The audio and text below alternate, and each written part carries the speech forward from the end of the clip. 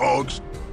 Hey guys, I'm Joshua Vidovic from Vidovic Arts, and today we're working on some Gobbos to go with the orks and the killer can that we've been working on for this month's Orktober. So before we start, if you want to support this channel a little further, you can head over to Patreon in the link in the description below, and you'll be able to get some exclusive models like this one right here, which is a Gobbo that's carrying another Gobbo with a bag of ammunition and goods. But this also has multiple different variations. You can get it without the Gobbo on the top, and you can also get it without the ammunition, so it works more for fantasy, so it's got the gold in the bag instead. So like I said, any support over on Patreon is really appreciated. I thank you so much for everyone who's supported me so far.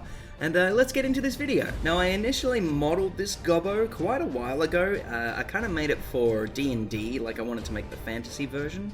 And I sculpted him over on ZBrush, and I was kind of learning how to use it at the same time, but the end product was actually quite good, and I decided that I may as well use it for Orktober. So I changed him up a tiny bit, and I gave him some pants to begin with.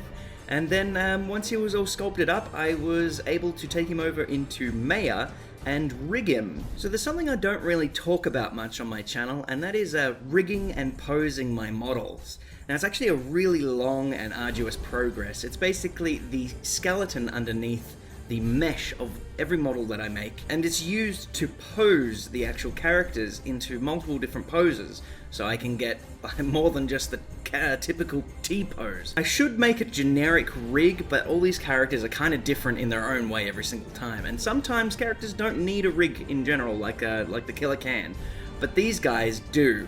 And yeah, it's a lot of work. Skinning stuff is kind of hard to explain. It's like, imagine your bones having to be skinned to the mesh around it, so moving your arm up could technically move your head flesh if you don't do it properly. So you have to go through every single limb in the entire bone system and work it out so it's neat. Otherwise, it doesn't look right at all when you're posing stuff. Now, you could fix this post, which I did kind of tweak it a little bit once I had all the models posed. I took it into another Maya scene, and I sculpted some more on top of that. So that made the models a lot more cleaner. So if you're wanting to sculpt your models and make a rig for it and all that kind of stuff, you're gonna have to learn how to do the rigging process. It's almost as, like, you could animate these characters if you really wanted to. I could throw it into a game and it would probably work. I wouldn't mind giving that a go just for fun one day. But yeah, this process is a really long and it's a bit painful, to be honest, but I thought I would share it with you just to share the pain of rigging.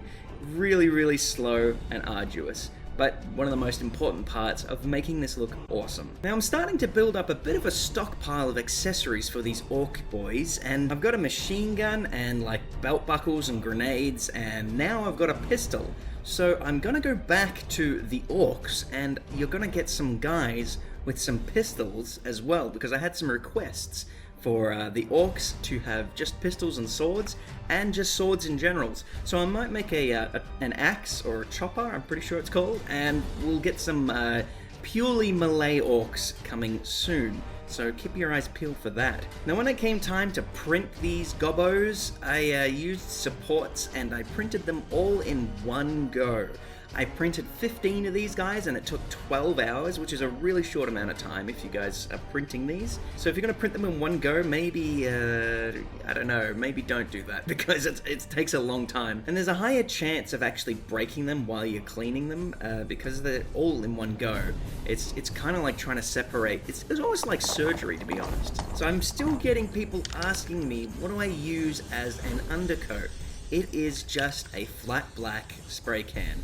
So if you go to any kind of hardware shop, or even I go to my $2 shop, and they've got these really cheap cans, I use that, and then that's just my primer.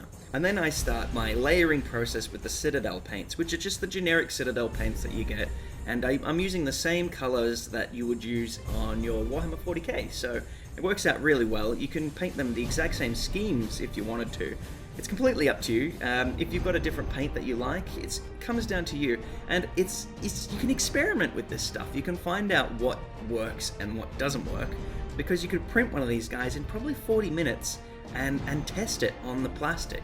So it's up to you guys what you like the best. I use this black because it's cheap and it works, so I'm happy. Now, painting these Gobbos was much like the orks. I pretty much went that undercoat of the green and layered it up as we went along.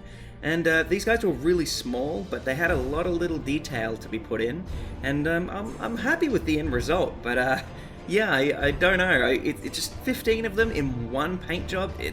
It can get a bit much, so maybe like pace yourself out. But you're more than welcome to print as many of these as you want and paint as many as you want on the go. You can just watch some of my videos while you paint.